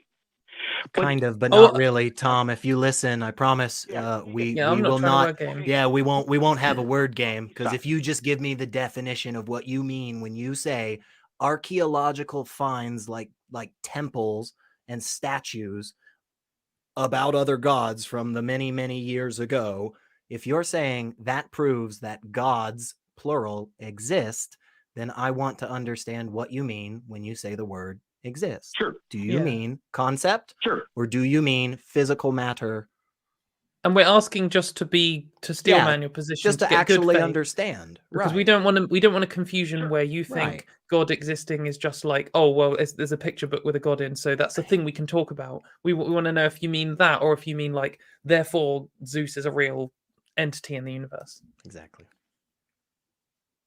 Okay, so there is a person from Greek culture who's named Aesop, and Aesop was a slave, but I would love a definition for the word exist as you use it. That personally, for me, I would tell you is probably the closest thing to magic or miracles right now. If I stop talking, if I finish this nonsense string of words that I am currently saying, and at the end of it, our fantastic, awesome last caller, Tom, gives us his definition of exist, go. There is a metaphysical idea that's inside my brain, electrical impulses. And then there's scientific matter of atoms and chemical bonds. Where does your God sit on those two? The metaphysical electrical impulses inside my brain. So God is a concept. Correct. Okay. Okay. Sure. Cool. Yeah. Agree. Yeah. Your gods exist as long as what you're saying is Gods they are exist in that sense as much as Bulbasaur exists. Right. In Pokemon. Right. They are equally as important, although personally I would say living your life in the manner that our great Lord and Savior Bulbasaur showed us. Sorry. I don't know if that's a copyright thing. Pokemon is litigious. Anyway, yeah, I think Katie and I would agree that concepts are out there that talk about like gods and stuff, but I would probably wager a little bit of money that neither myself nor Katie would say that that matters for much at all. So if you're just saying at the end of the day, I think God exists, and what I mean by that is I have a thought about a thing, then that's cool, bro. But it doesn't. But yeah. So at the end of the day, we can agree that some theists believe in one God singular, and some theists believe in God plural. Sure. Yeah, I agree. Yes, there are polytheists and monotheists. We agree to agree. Yeah. We agree to agree then. Okay. Great foundation. Yeah. Let's disagree to agree. Let's actually agree, but not agree on agreeing. No, we have to disagree. We're going to disagree to agree. Look. Okay, cool. Where are you going with this, Tom? Yeah, where are we going with this, Tom? Well, because the human bones of a real person was named Aesop, and he wrote stories about talking animals. Sure. And it's all historical evidence. It may not prove that the electrical impulses in my brain are true, but it is archaeologically and so this might be really important. 1,500 years. Tom, when you say something is or is not true, what definition of that are you using? I can shorthand us just a little bit here by asking if you're using the correspondence theory, but if you're not familiar with that terminology, that's okay. I'll explain it real quick. But is that what you mean by true? The correspondence theory? I use the word ontological, but I think correspondence and ontological, I think we're on the same page. Not exactly, but so the correspondence theory of truth is basically saying that truth is that which comports to reality, meaning there is a correspondence between a particular statement and then the thing. I go, this is a water bottle, and then look, that's true because it corresponds with this thing. If at the end of the day, what you're saying is my God is a concept, he's just the thought, he's just the line, he's just the sentence, but then there's nothing that it's corresponding to, then definitely under that definition of truth, which is one that a lot of people are really jazzed up about, you would be wrong. God. It is not true that God exists because there's no correspondence. So we agree to disagree. Let me try it a different way. The word hunger, it's an adjective, but the word plate is a noun. Yes. And what I'm saying is, I think hunger there can is also be a noun. I think plate can also be evidence. There is physical evidence that 2,000 years ago, real people believed in an abstract metaphysical idea. Okay. Yeah. What's the correspondence of that belief to the real world around us as we sit, me with my water bottle, Katie in her forest of magic? What is the correspondence between people a long time ago believing in a thing and making temples and statues and that thing actually existing in our world? Where's that connection? It has to do with whether one person in a personal way defines God as a single God, or a person like me who accepts the fact that I can drive down the street and see 50 different religions worshiping 50 different gods. I don't know. I don't if feel that quite answers the question. Yeah. I think what he's trying to say is just because people in the past thought something was real, that doesn't make it real, right? That's correct. So that's kind. I think that's kind of the argument. That's like the dumbed down way of saying the argument he was trying to make. No, that was exactly it. Yeah. which I think would contradict what you have kind of Yeah, because I would totally agree that the ancient Greeks believed in Zeus and at least one other god. I can't remember any of the other names. Poseidon. So therefore, I would say there was at least one Greek person who was a polytheist. That's cool. I would agree with that. And I would also agree that the concept of Zeus and the concept of Poseidon exist in our shared cultural understanding. But I don't then therefore agree that therefore Zeus and Poseidon exist. And I think that applies. There's thousands of religions, and they all had that is true for all of them. Right. All of the religions that we have evidence of ever existing, we know at least one person believed in them, and they probably built some statues and did a sacrifice or whatever they did. That's cool, but I just don't think that then therefore the God exists. Right. We agree to agree. Okay, good. I agree with you. Okay. So going back, I mean, you were saying you're a polytheist, right? And it seemed to me that no, the evidence you were providing was because the Greeks were also polytheists. And it seems that after that wonderful statement that Katy just made, that we agreed to agree on, that would contradict the thing that you said. If I did contradict you lost me. How did I contradict myself? Let me see if I can go through this. You said at one point, so you're a polytheist. You believe in the whole multi-god thing. There were other people in the past who also had a belief, and then you were like, I think that's evidence that those gods are real. And then we moved on to a spot where you agreed to agree with Katy, where Katy was like, just because people believe something in the past doesn't mean it's real. And you were like, oh, totally. So that would kind of okay, let me try it a different way. Yeah.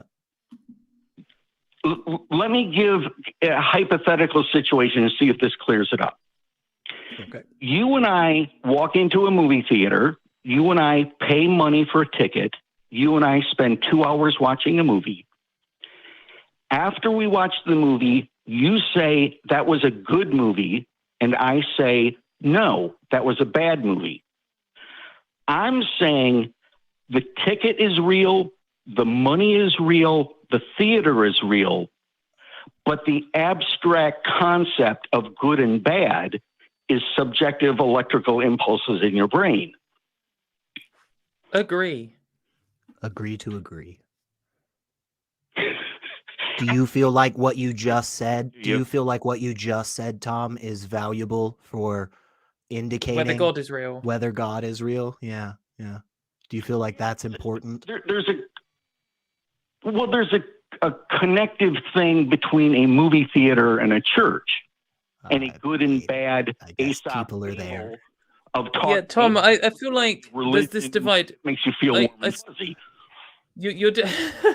Tom, you're doing a kind of like we've got this claim whether God is real or not. That's kind of like the thing we're most interested in, and I appreciate that you're trying to get us to agree with understandings and analogies and stuff, and that's cool. And like we can agree that good and bad. But I can't prove my brain is firing electrical impulse. No, you're still good, Katy. Oh, okay, good. My thing's just frozen. Sorry.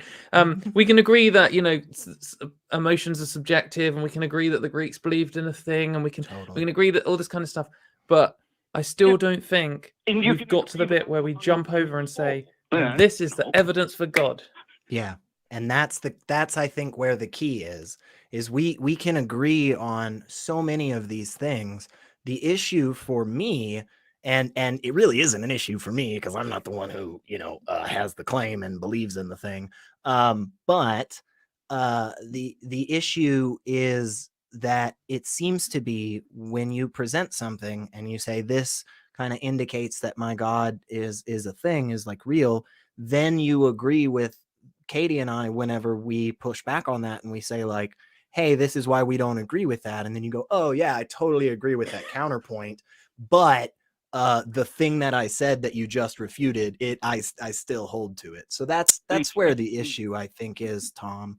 And unfortunately, it's fine. I don't have a problem with that. Okay. You don't have a problem with you agreeing to things that contradict the statement that you claim to believe?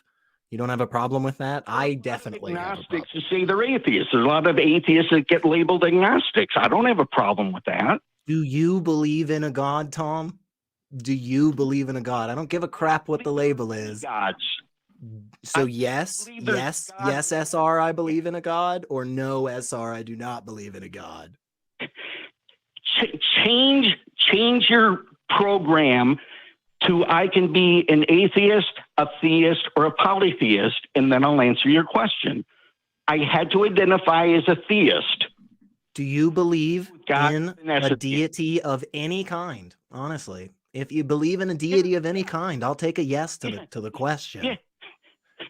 There, yes. Yes. Cool. Do you believe that deity is proven true, like it has a correspondence to the real world around us based on temples and shrines that were built many years ago by ancient Greek people? Do you think that proves the existence of your God? I don't. I think we're playing a word game with the word prove. I don't think you're following the conversation at all. No, which is probably what the issue is, unfortunately. I think so. Yeah, but perhaps another way to say why we're going this way is, you know, as atheists, or our general understanding of what an atheist is here is, you know, if you're going to call in and you're like, here is some evidence for my God, then maybe we would believe in your God. Like we just want a reason to believe it. We're just saying we haven't yet been given a reason. We haven't yet been given evidence. And if you call in and you say, I believe in this God, I'm like, wicked. Maybe this God that Tom believes in is real. I want to know, because if this God is real, that could be really cool. So, Tom, what is your evidence? And if you do a thing about how they used to have statues and you can go and see theatre film, like none of that has convinced me. How do I prove how do I prove to you it's real? What convinced How did you? you prove it to yourself? Yeah. Tom, what convinced you? Why, Tom, why are you convinced? So we're back to the word game. No, I'm not trying to do a convince. I'm not trying to do a word game. I'm trying to understand. Yeah. There must have been a process in your mind where you have decided to believe this because it's true in your mind. What is your reason? Like, I believe that the moon exists because I've seen it, and I know that there's loads of science experiments you can do. I've seen the tides. There's so many different things that have convinced me the moon is real. So nothing has convinced me Zeus is real. So give us your reason to convince you of your belief in God. Alexander the Great was real. There are coins with his picture on it. Aesop was a slave. This is why you believe in your gods? Because if that's the reason that you believe in your gods, I honestly, Tom, I think that is ridiculous. Like, I just do, man. I think, and I'm so sorry. I'm so sorry to be this harsh, but this is absurd. We've been on the phone for 18 minutes now. 18 full freaking minutes, man. And not a single time when Katie and I have asked you for a reason have you given us anything. The one thing that you have pointed to immediately after you were done saying it, Katie laid out a beautiful reason as to why that's not a good thing to accept as proving a God. And you said you agree with that. So what is the reason that you believe in your gods? Just honestly, we just want to know. But I'll be straight up. I get frustrated when people don't answer simple things like that, because when somebody said to me, "Yo, SR, why do you believe in God?" I always gave the answer. Always. I never shied away from it because I didn't have anything to be concerned about. So, why do you believe in your gods, Tom? Last chance. We'd love to know before the end of the show. We might have lost him. Oh, well. We'll never get Oh, no. Okay, right. We're calling it. Thanks for your call, Tom. I remain unconvinced of Zeus and Poseidon. Unfortunately, maybe next time I will be converted to the religion of ancient Greeks. I don't know. Does it have like the holy lichen? A name? That's what we need to go for. The holy lichen. Well, I was just gonna. Well, I'll do it anyway. I was going to say, secular rarity. Did you know, or do you remember that you can support the show in a lot of different ways. I did not. Below the chat, we have a fundraiser, and 100% of the proceeds go directly to the ACA. You can just like the video, you can subscribe, you can become a channel member by clicking join, which gives you all kinds of cool extra things. You can support us on Patreon at tiny.cc/patreon.th. But did you also know that lichens aren't a single entity? They're actually a combination of, I think I mentioned it earlier, fungus and algae, or fungus and bacteria, which is really cool because when lichens spore, it's just the fungus part sporing, which means that then the spores can blow somewhere and settle somewhere else. And they might settle on a different place with different algae or different bacteria. And so the things that then grow there aren't the same to us being as the ones that created the spores, which is really interesting because it's like, where does the line between one thing start and the other thing end? But did you also know that we have a place where you can listen to all of the ACA podcasts in audio format? And maybe you should go there, tiny.cc/AEM podcast. Hey, everyone watching, did you know that I am about to get a plaque for being the first person to make secular Rarity cry on stream? I'm laughing so hard because I'm like, okay, crew will hate us if I say some of these things that are popping in my head about like lichen work and charity. None of this is acceptable, and I will shut up. Oh my god. Well, there you go. And did you know, not only has secular Rarity shut up, but you can also become part of the community, and then you could do the opposite of shutting up. You could talk. You could go to the Facebook page right now. You could go on tiny.cc/FBTHG, and you can go up onto a page, and you can type in #secular Rarity cried, #lichen facts, and then you can just copy and paste some Wikipedia in there, and then write "therefore God," and you would have probably given a more convincing argument for gods than we've had all show. It'd be amazing. But maybe, so you could do that. What you should do is you should go do that right now for the next 9 minutes. And then as soon as 9 minutes is up, set a timer, get your egg timer out. Once 9 minutes is up, you should then go and watch the non-profits at tiny.cc/YTNP, or you can just search the non-profits into YouTube or Google or Bing. You know, if that's what you like to do. It still exists, but I'm unconvinced. But that's well, apparently, actually no, I've got a Bing thing, but I probably shouldn't say it on this show. I'll tell everyone afterward. Come at me on Twitter and I'll tell you an interesting Bing thing. But yeah, anyway, that's probably the only interesting Bing thing as well. But that is the end of the show. And it's been a good show. I think we've had a good time. There was laugh, there was tears, there was joy, there was zero proofs of God. But what also there was two good hosts, two tolerable sinners in the hot seats, but there was also an amazing crew behind the scenes, and they've helped out with all the tech stuff. Not just helped out, they made it happen. So let's see the crew. Let's go look at this amazing crew. They've made this show possible, and you should support them by all the things that we mentioned earlier. But this isn't just for the crew, it's not just for the hosts, it's not just for the callers, it's for everyone in the community. Being an atheist isn't always easy. Times are hard at the moment. There's a lot of bad politics going on. And, you know, we need to organize and stick together and build a strong community.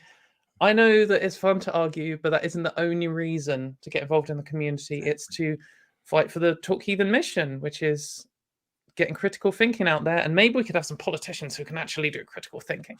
That'd be great. So if you're someone who doesn't believe in any gods, then this is a place for you. But also, if you do believe, then, you know, you can come and join in as well. Come and join in the discussions. That's what we're all about. But we love all the people, especially if you're still an essential worker and you're working hard, or, you know, this is the place you come to relax. You know, we're all in this together. You know, this is a community. But yeah, so if you do believe, we don't hate you. We're just not convinced.